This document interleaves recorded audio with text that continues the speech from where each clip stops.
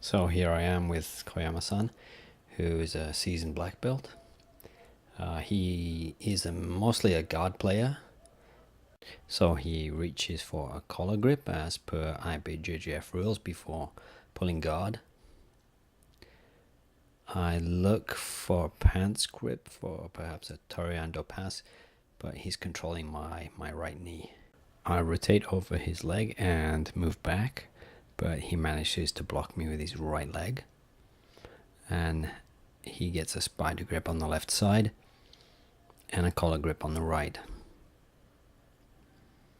At this point I really wanted to shrug the leg off and move to my right, but he's got a collar grip which prevented me doing that, and so I simply just have to force his legs down, look for a Toreando again, but he's very fast to pummel his legs and he gets the same grip again.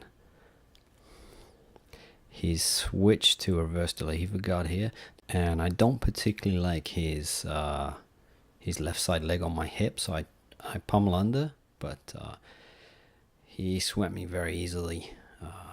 I felt very light at that point. So I'm in big trouble now. I stay in half guard. I keep my left arm closed so he can't underhook me. I bring my right elbow up and sit up. So I'm in a sitting guard. I feel very comfortable with this. I did have a chance to grab his arm, his left arm, but you can see he pulls it out, doesn't give me access to it, and he doesn't give me any of his collars. So I have very little to work with. He takes a nice big step over my leg. I anticipated that and moved to a single X guard.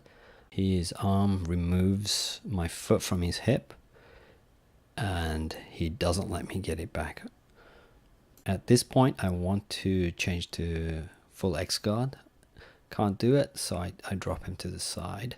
So he's fairly stable. The only thing is the arm, which I take now. I pull that from under him. I try to come up, but I just don't have the momentum. You can see he has X guard ready and waiting for me. The only problem is his left arm is going over, and he just cannot stretch me out enough. And I'm in pretty bad shape. Both my arms are on the mat. Legs are very light. So he's feeding a lapel, looking to go under the leg, and that's the full X guard created, and he's ready to sweep me back. So right now he's got a double underhook with a flared elbow, which I try to push on. The only problem is I should have been up on my backside, scooting away, and it made it so easy for him to just repass. So I'm just trying to stay on my side and look for underhook, make some space. He's pushing down on my legs. You can kind of tell he's going to staple them and move over them right there. And I upgrade my position from side control to turtle.